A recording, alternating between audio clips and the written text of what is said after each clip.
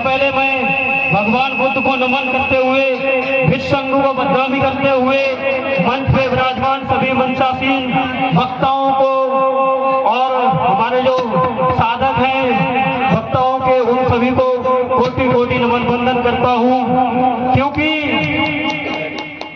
अगर ये हमारे समाज की बहनें भाई अगर समाज के लिए तथागत बुद्ध के धम्म को अगर संगीत के माध्यम से हम सबके बीच में ना सुनाए, तो शायद मुझे लगता है कि हम सब लोग तथागत बुद्ध के धम्म को, फुले सावित्रीबाई फुले बाबा साहब के विचारों को नहीं समझ पाए। क्योंकि आजकल क्या है कि डिजिटल इंडिया होता चला जा रहा है, तो सब लोग किताबों पे कम विश्वास करते हैं, संगीत पे ज्यादा विश्वास करते हैं। क्योंकि संगीत को लोग आजकल कुछ ज्यादा समझते हैं, महत्व देते हैं। इस वजह से ये बहनें, मैं इनकी निंदा नहीं करता हूँ, संगीत को मैं गलत नहीं बताता हूँ, मैं इस वजह से इस बात को कहता हूँ क्योंकि आजकल लोग किताबों को कम पढ़ते हैं, म्यूजिक को ज्यादा सुनना पसंद करते हैं।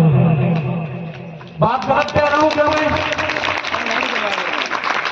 दूसरी चीज, मैं इस कमेटी के लिए खास तौर पर धन्यवाद बार बार देना चाहता हूँ कि हम सब लोग, जैसे एक झाड़ू होता है ना, झाड़ू का काम होता है सफाई करना, अगर उसमें जितनी भी सीखें होती हैं अगर अलग कर दो तो क्या वो सफाई कर सकती है? इस कमेटी ने समाज के सहयोग से जो आज इतना सुंदर भव्य कार्यक्रम कराया है, वो एक एकता की मिसाल है और ऐतिहासिक कार्यक्रम की जो है श्रेणी में कार्यक्रम आता है। तो मैं ज्यादा बातें नहीं कहूंगा, वैसे मेरे शब्द कुछ ज्यादा तीखे रहते हैं, मैंने कुछ समय से अपने आप में बदलाव करने का प्रयास किया है। तो मैं यही कहना चाहता हूं कि आप कभी बिहार जाना और बिहार में तथागत बुद्ध ने जहाँ संबोधि प्राप्त की थी, जहाँ ज्ञान प्राप्त किया था, उस मंदिर में जाकर के आप कुछ पल बैठ करके देखना, वहाँ आपको आपके मन को एक ऐसी अनुभूति प्राप्त होगी, ऐसी शांति प्राप्ति होगी कि हमारे अंदर एक दूसरे के प्रति जो विकार रहते हैं, जो घृणा रहती है, नफरत रहती है, राग दोष रहता है, उनसे छुटकारा मिलने की मुझे लगता है कि अगर कोई जगह है वो बिहार की पावन भूमि बोध गया है, जहाँ भगवान बुद्ध को ज्ञान प्राप्त हुआ था। तो मैं बिहार की बात इस उत्तर प्रदेश की धरती पर इस वजह से कर रहा हूँ कि अगर हम सब लोग अपने विरासत को पहचानेंगे नहीं, अगर हम सब लोग अपने इतिहास को पहचानेंगे नहीं, तो मुझे लगता है जो हम सब लोग मनवाद को कोसते रहते हैं, वो कभी उनकी नहीं है, वो कभी सिर्फ और सिर्फ हम सबकी है। क्यों कमी है ये हम सबकी? हम सब अपने इतिहास को कभी देखते ही नहीं है, अपनी वंश विरासत की कभी रक्षा करने की सोचते ही नहीं है, तो दूसरी जाति धर्म मजहब के लोग हमारे इतिहास को तोड़ने का, दबाने का काम करते ही रहेंगे। बताओ करेंगे या नहीं करेंगे? अगर हम अपने खेत के लिए अगर नहीं जोते तो क्या पड़ोसी बताओ हमारी और आपकी मेड़ के लिए काट करके अपना उसमें हक जताने की कोशिश करता है या नहीं करता है? बताओ गलत कह रहा हूं क्या मैं? अगर मैं इस बात को गलत नहीं कह रहा हूं तो क्या हम सबको अपने अपने इतिहास की रक्षा करने के लिए स्वयं आगे जाना चाहिए या नहीं जाना चाहिए? आप समझिए कि एक साथ समाज में जन्मा राजकुमार एक ऐसा महापुरुष बना जिसे पूरा विदेश मानता है, कई देश मानते हैं, और अपने ही देश में पैदा हुए और अपने ही देश के लोग उन्हें भूलते जा रहे हैं।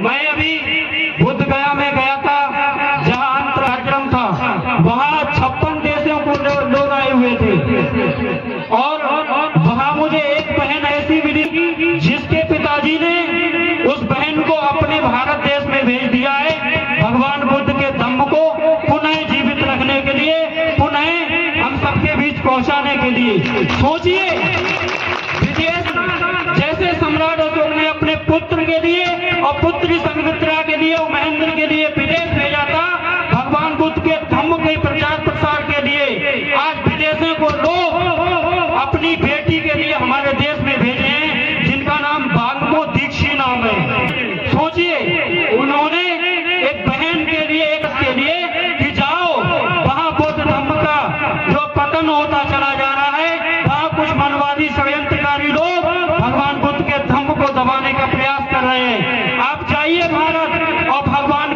बुद्ध के धम्म को पुनः आगे प्रसार करिए, जिस तरीके से भगवान बुद्ध का धम्म सम्राट अशोक ने अपने पुत्र और पुत्री के लिए विदेशों में भेज करके धम्म के लिए आगे बढ़ाया था।